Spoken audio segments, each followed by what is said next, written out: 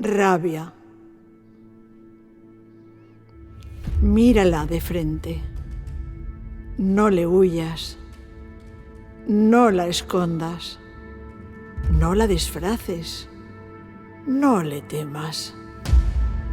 No te engañes. Mírale la cara. Obsérvala. Es tuya. Reconócela. Date permiso y siéntela.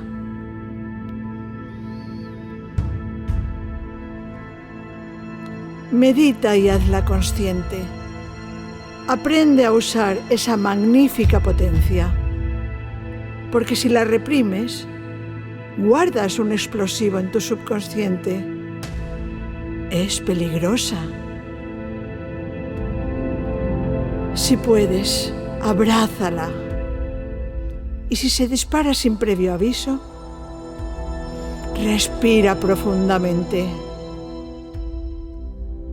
Toma una pausa, a solas, mientras haces algo físico distinto a lo que hacías.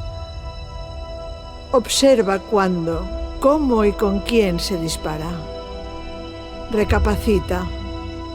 No hay culpables. Está en ti.